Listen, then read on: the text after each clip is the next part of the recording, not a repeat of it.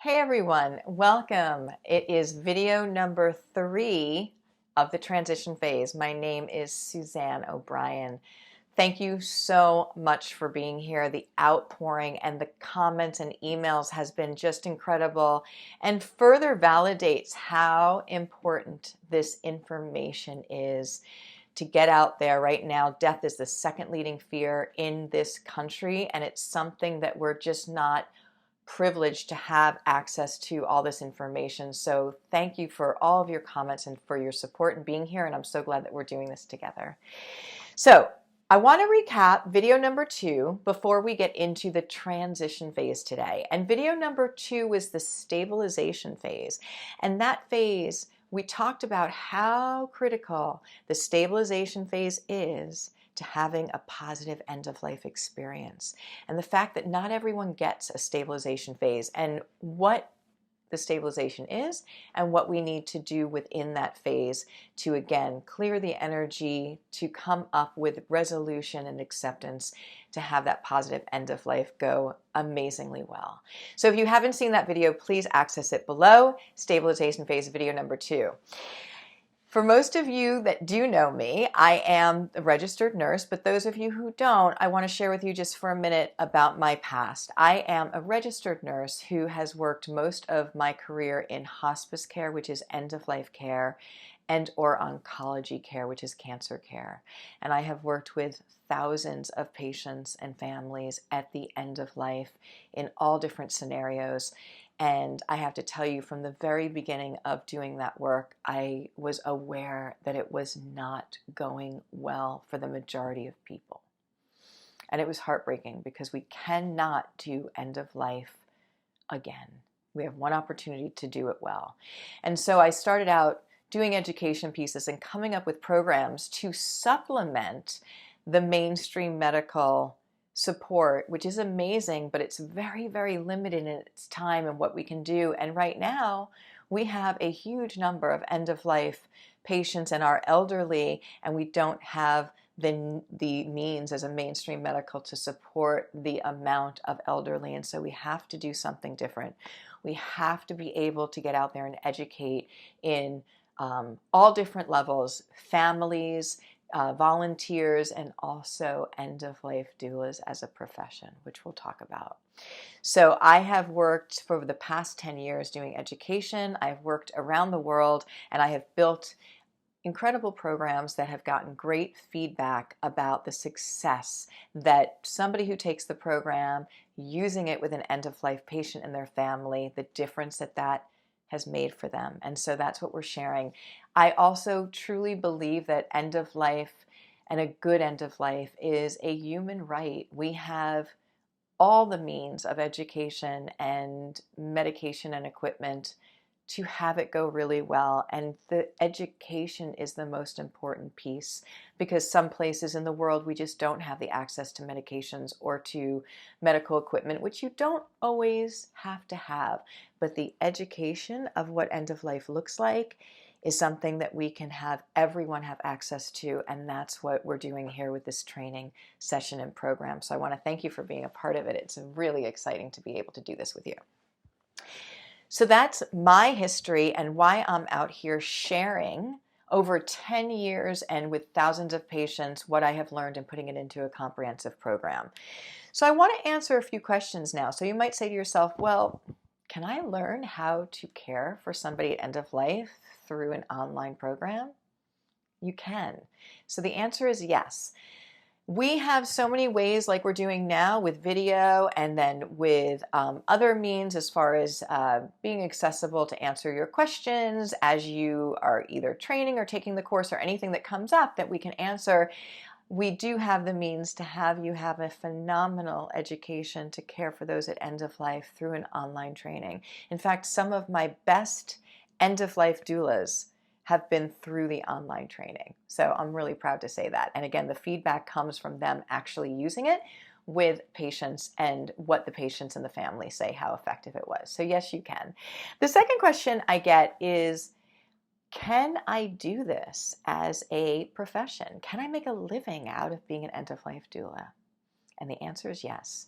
This is a new movement that's happening. And, to think about the number of end of life and elderly that we have in the world right now, and the fact that that number projected just keeps getting larger and larger. At the same time, our mainstream medical, what they are able to do right now is very limited as far as the amount of time that they can be at the bedside with patients. And it's very frustrating. I can speak from that, from the medical professional's point of view.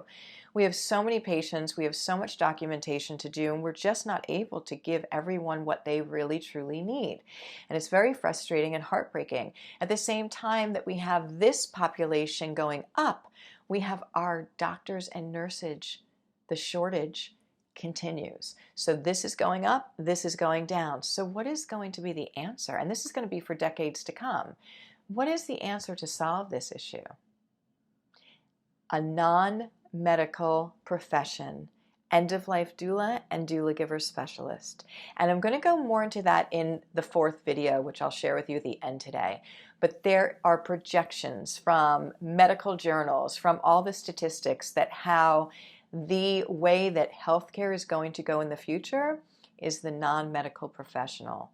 Being an adjunct, of course, to the medical, but the non-medical has the time and is able to really be there for those patients, especially at end of life.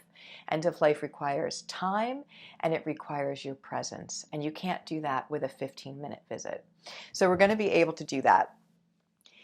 Being an end-of-life doula and working and caring for people, even if you're doing that as a volunteer, as a family member, or as a professional, is one of the greatest gifts that you can do for somebody else.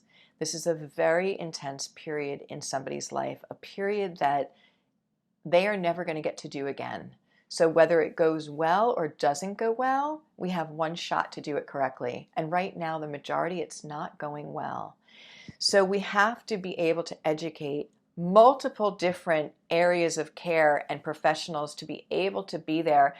Right now what we're doing in this video series is educating people with the 3 phases of end of life, so that when you have a loved one or a family member or a friend, that you're able to feel confident walking in there with some knowledge about what that looks like and how you can be of service to them. And so what we want to do is have that be available, again, with different levels of care, meaning get families educated, have patients educated on ahead of time by picking their choices for end of life, because that's a really big important piece, meaning your advanced directives, where you'd like to be, all that goes with that, and also aging, where you'd want to age as you get older, and also what would make that possible. And then we have the profession of the end-of-life doula, which is a new movement to fill in the gap of the mainstream medical that's not able to handle the volume of our elderly and those at the end of life. So the big view is that we have that gap and we can fill that gap with this profession, but there's so much more here. My first day at hospice, I remember my very first visit that I made shadowing a hospice nurse to a patient's home that was on hospice care. And it was in that visit that I felt a connection, and I felt like I am exactly in the exact place doing exactly what I'm supposed to be doing with my purpose and my passion. It was like a puzzle piece just fit in there. And something else about working in end of life, I have learned more about life from working in this field with end of life and this community and this connection than I ever have before. It has given me back so much more than I have ever given, and it is a passion and a purpose and has fulfilled me in my life more than anything I could possibly imagine. So being an end-of-life doula, if you are called to be of service and support others in this very critical time, honor that call. Answer that call. It will complete you. It'll be the missing puzzle piece. If you feel like something in your life you're missing and that you're interested and called to do this, honor that, because you will feel exactly where you are supposed to be in its completion. And I think there's no greater feeling from that. So it's absolutely incredible. Okay, let's talk about the transition phase and the training we're going to do today. This is a heavy section. The transition phase is the time right before somebody actually dies. It's the transition from this world to the next, or whatever somebody believes. It is a very stressful, it can be a very stressful time for period. And it has many different steps and stages. And so it's very important, again, we go back to the beginning of what I talked about in this series, is that people don't know the first thing about what it's like to care for somebody at end of life. 9 out of 10 people want to be cared for at home if they were terminally ill. Hospice, beautiful model of care, manages the care of that dying patient, but the hospice nurse teaches the loved ones how to actually do the care. And that's where everything falls apart, because people are petrified. They're saying goodbye to their loved one who's dying for the last time through a whole lifetime of love, and they don't know what end of life looks like or how that goes. So it's not going well, and we need to change that. So this is a really important piece to it, because I don't think, no matter how much we feel that we're ready for that person, we know that they've been terminal, we know they're going to die, I don't think we're ever 100% ready to say goodbye to somebody. And when the transition phase comes about, it can be very scary again. You know, there's a lot of different, again, changes and steps and stages, and it's the time. It's going to happen. That person is dying. So we want to talk about what's going to happen in the transition phase, being a natural part of the life's journey at the end. And so it kind of makes it feel like, okay, if you know what to expect, if you see a change, that's a natural part, and it's to be expected. So what can we expect with the transition phase? When somebody is going into a transition phase, one of the first signs and symptoms is that they will stop wanting to eat or drink. And this can be really, really devastating to families and really scary, because we know that we have an end-of-life, sick, ill loved one. If they start refusing food and drink, we know we're going to lose them. In fact, one of the most popular questions that my patients actually ask me is, Suzanne, how much time do I have? And nobody can answer the whole end of life about how much time you actually have, because that's, I feel like, up to a higher power. However, when somebody stops completely eating and drinking, we can quantify a time. It's within a few hours to days that people, after they stop eating and drinking, go into what's called a deep sleep.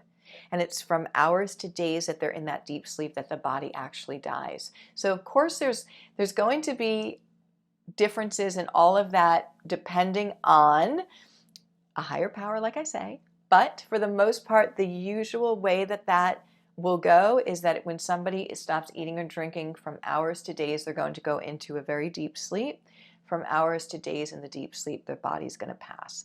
So one of the first indications that somebody's going to head into their transition phase is that they're going to stop requesting food or start refusing it and drink. Why does that happen? Let me share with you the background of why that happens to bring comfort to it. So most people will automatically say, oh my gosh, we're starving my mom, and it's terrible. It's a terrible feeling.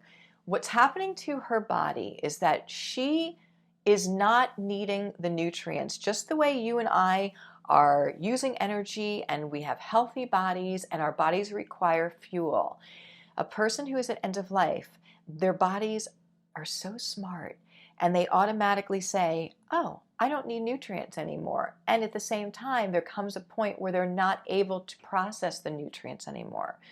So interestingly enough, one of the things that the body does is shut off the swallow reflex and also the desire to eat. So for you and I, we get hunger pains where we want food because our body's saying, hey, I need fuel. They don't have that. So you're not going to be starving them. They're not going to be feeling that.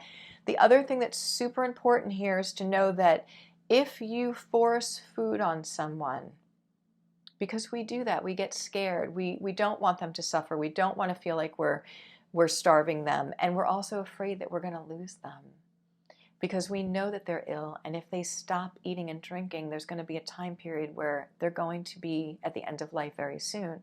But it's a natural part of the process. If you force and guilt someone into eating, they could choke, or they could aspirate and it can go down into their lung, which will end up in an end-of-life result.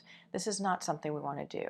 And the other thing that you have to remember is if you've ever not been hungry and somebody is forcing you to eat, it's a very uncomfortable place to be. So realize that the not wanting food or drink is a very natural part of the end-of-life phase, and going into the transition is one of the first signs that we're going to see for somebody who's going into a transition phase, and a very natural sign, albeit very hard.